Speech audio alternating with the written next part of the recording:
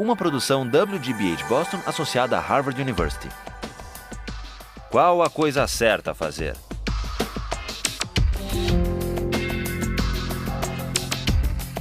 Justice, com Michael Sandel. Colocando um preço na vida. Last time, we argued about the case of the Queen versus Dudley and Stevens, the lifeboat case, the case of cannibalism at sea. And with the arguments about the lifeboat in mind, the arguments for and against what Dudley and Stevens did in mind, let's turn back to the philosophy, the utilitarian philosophy of Jeremy Bentham. Bentham was born in England in 1748. At the age of 12, he went to Oxford. At 15, he went to law school. He was admitted to the bar at age 19, but he never practiced law. Instead, he devoted his life to jurisprudence and moral philosophy. Last time, we began to consider Bentham's version of utilitarianism. The main idea is simply stated, and it's this. The highest principle of morality, whether personal or political morality, is to maximize the general welfare, or the collective happiness, or the overall balance of pleasure over pain. In a phrase, maximize utility. Bentham arrives at this principle by the following line of reasoning. We're all governed by pain and pleasure. They are our sovereign masters, and so any moral system has to take account of them. How best to take account? By maximizing. And this leads to the principle of the greatest good for the greatest number. What exactly should we maximize? Bentham tells us happiness, or more precisely, utility. Maximizing utility is a principle not only for individuals, but also for communities and for legislators. What, after all, is a community? Bentham asks. It's the sum of the individuals who comprise it. And that's why, in deciding the best policy, in deciding what the law should be, in deciding what's just, citizens and legislators should ask themselves the question, if we add up all of the benefits of this policy and subtract all of the costs, the right thing to do is the one that maximizes the balance of happiness over suffering. That's what it means to maximize utility. Now, today, I want to see whether you agree or disagree with it.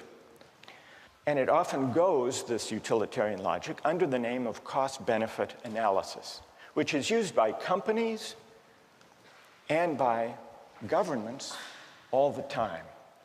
And what it involves is placing a value, usually a dollar value, to stand for utility, on the costs and the benefits of various proposals.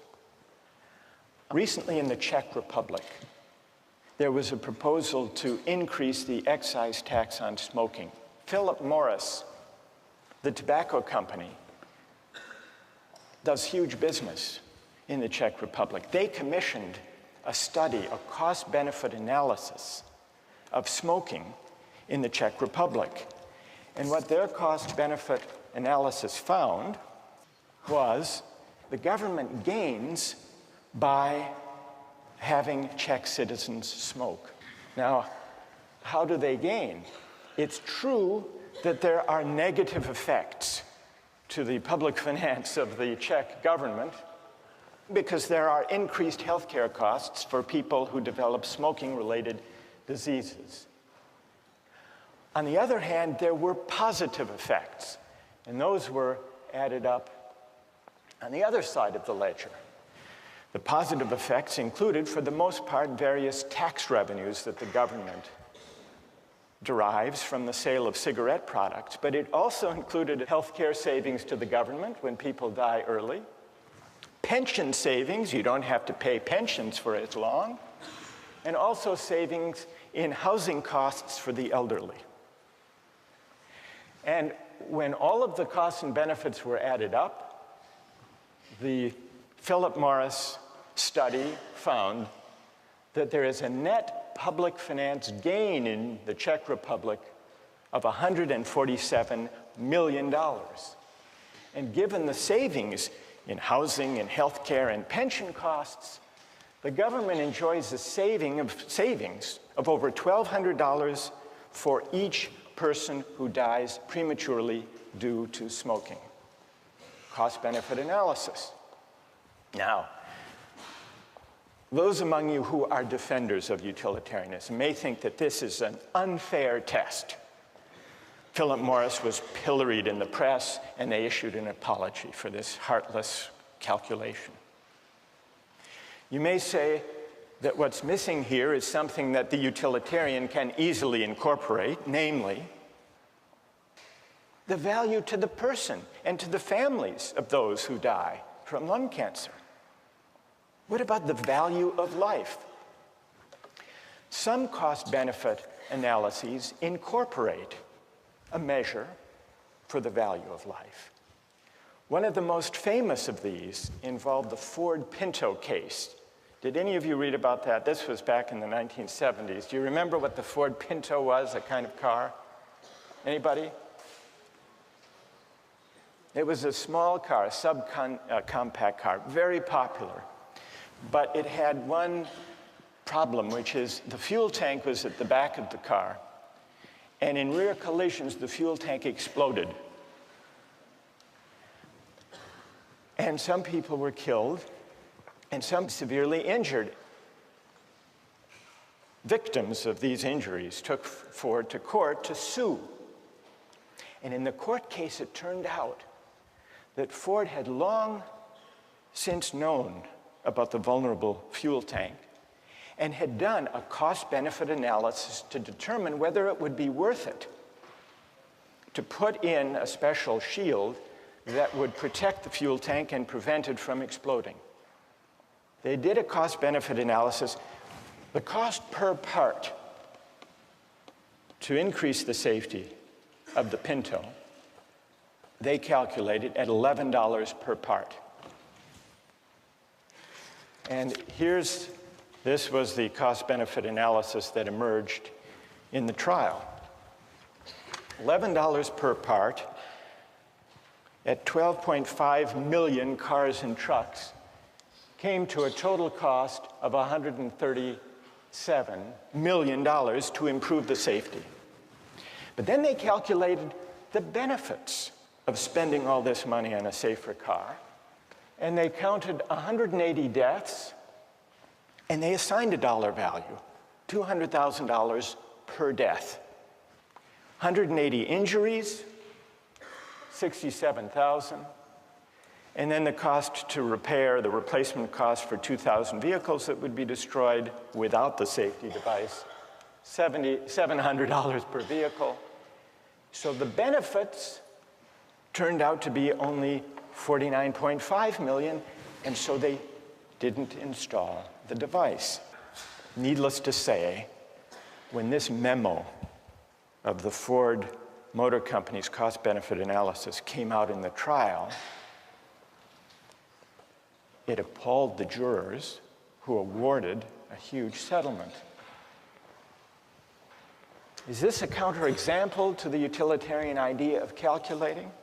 Because Ford included a measure of the value of life. Now, who here wants to defend cost-benefit analysis from this apparent counterexample? Who has a defense?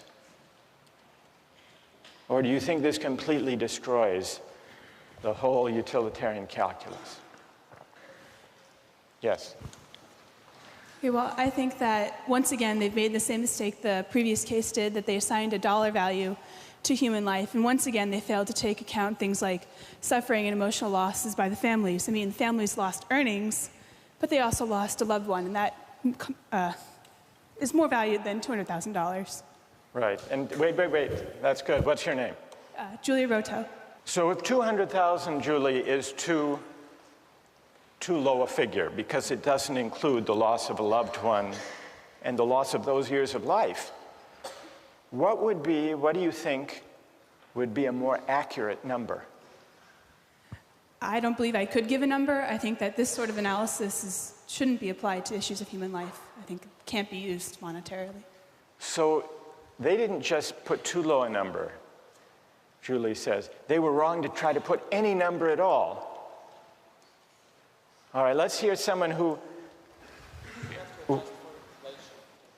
you have to adjust for inflation.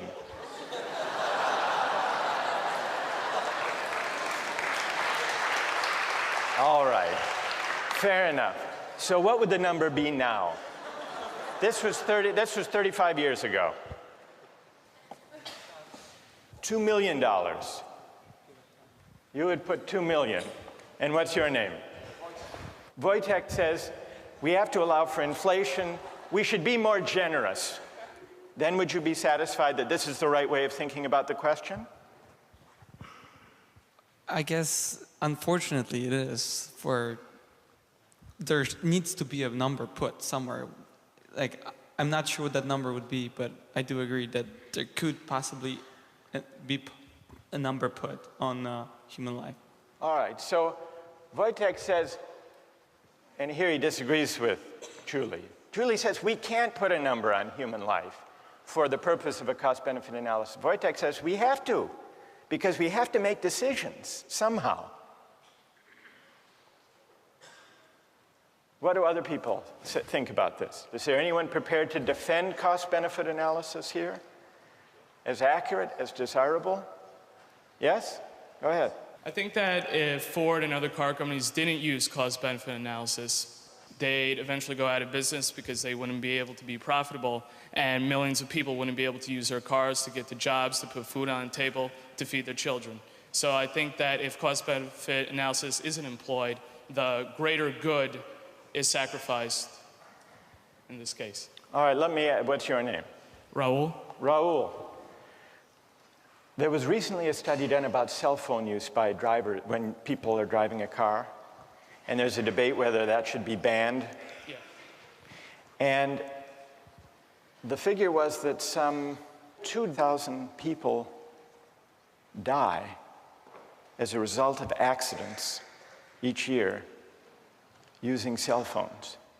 And yet, the cost-benefit analysis, which was done by the Center for Risk Analysis at Harvard, found that if you look at the benefits of the cell phone use and you put some value on the life, it comes out about the same because of the enormous economic benefit of enabling people to take advantage of their time, not waste time, be able to make deals and talk to friends and so on while they're driving.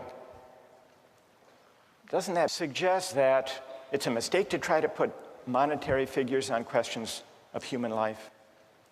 Well, I think that if the great majority of people try to derive maximum utility out of a service like using cell phones and the convenience that cell phones provide, that sacrifice is necessary for satisfaction to occur. You're an outright utilitarian. Yes. Okay. All right, then one last question, Raul. Okay. And I put this to Wojtek. What dollar figure should be put on human life to decide whether to ban the use of cell phones?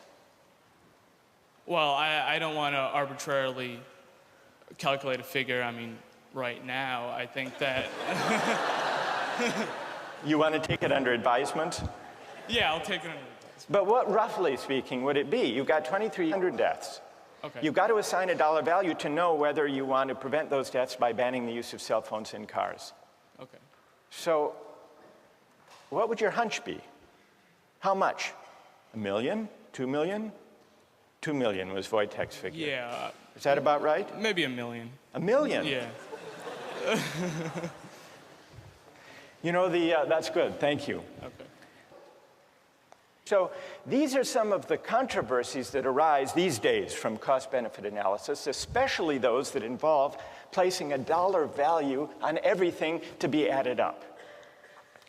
Well, now I want to turn to your objections not necessarily to cost-benefit analysis specifically, because that's just one version of the utilitarian logic in practice today, but to the theory as a whole, to the idea that the right thing to do, the just basis for policy and law, is to maximize utility. How many disagree with the utilitarian approach to law and to the common good? How many agree with it? So more agree than disagree. So let's hear from the critics. Yes? My main issue with it is that I feel like you can't say that just because someone's in the minority, what they want and need is less valuable than someone who's in the majority. So I guess I have an issue with the idea that the greatest good for the greatest number is okay, because there's still, what about the people who are in the lesser number? Like, it's not fair to them. They didn't have any say in where they wanted to be.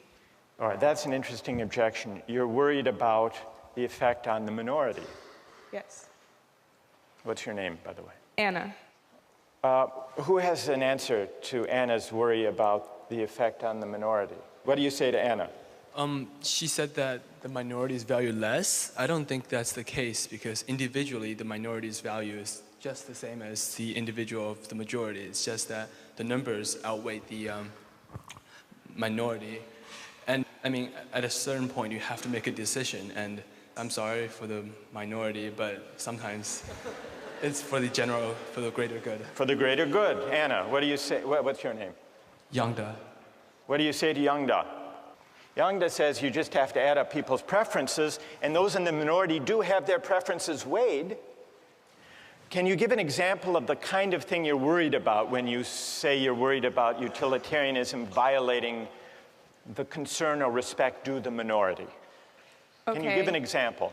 So, well, with any of the cases that we've talked about, like for the shipwreck one, I think the boy who was eaten still had as much of a right to live as the other people, and just because he was the minority in that case, the one who maybe had less of a chance to keep living, that doesn't mean that the others automatically have a right to eat him just because it would give a greater amount of people the chance to live. So there may be certain rights that the minority members have, that the individual has, that shouldn't be traded off for the sake of utility? Yes. Yes, Anna? Yonda, this would be a test for you. Back in ancient Rome, they threw Christians to the lions in the Colosseum for sport. If you think how the utilitarian calculus would go, yes, the Christian thrown to the lion suffers enormous, excruciating pain. But look at the collective ecstasy of the Romans. Yonda. Well, in that time, I don't, in modern day of time, to value to give a number to the happiness given to the people watching, I don't think any policymaker would say the pain of one person, of the suffering of one person is much, in comparison to the happiness gained. No, but you have to admit that if there were enough Romans delirious enough with happiness, it would outweigh even the most excruciating pain of a handful of Christians thrown to the lion. So we really have here two different objections to utilitarianism.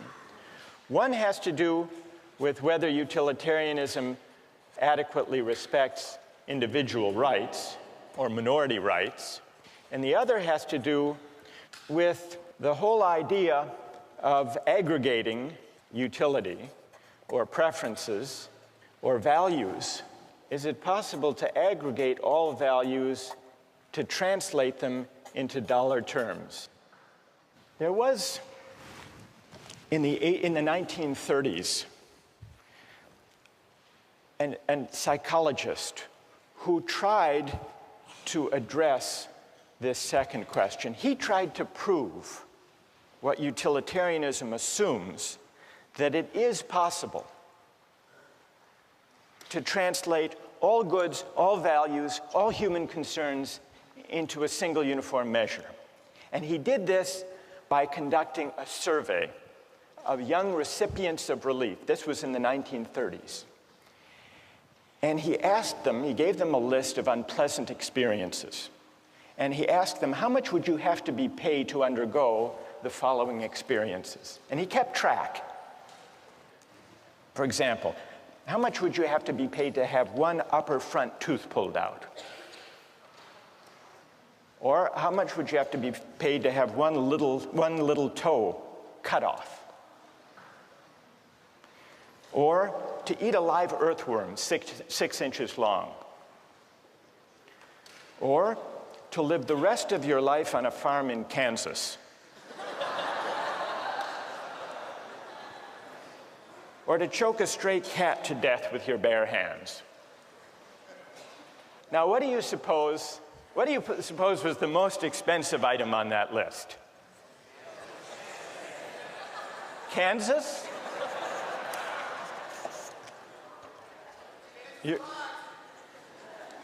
You're right, it was Kansas. For Kansas, people said they'd have to be paid $300,000.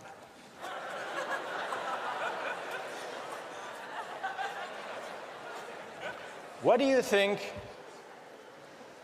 was the next most expensive?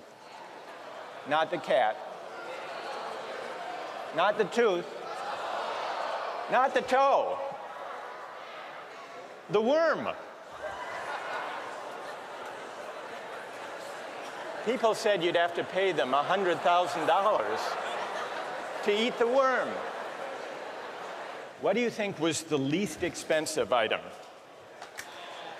Not the cat, the tooth. During the Depression, people were willing to have their tooth pulled for only $4,500. Now, here's what Thorndike concluded from his study.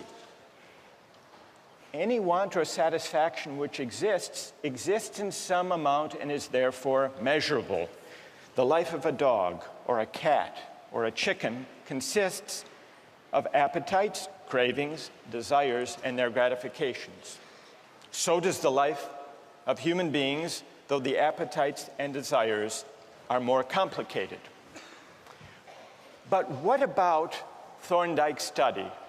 Does it support Bentham's idea that all goods, all values can be captured according to a single uniform measure of value?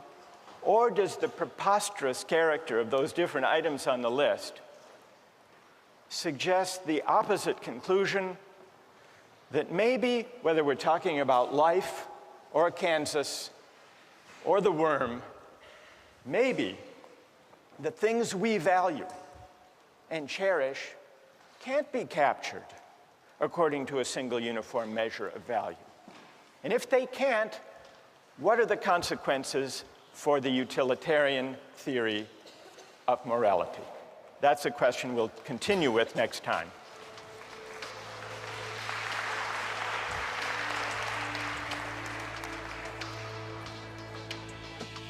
All right, now let's take the other part of the poll. Which is the highest experience or pleasure? How many say Shakespeare?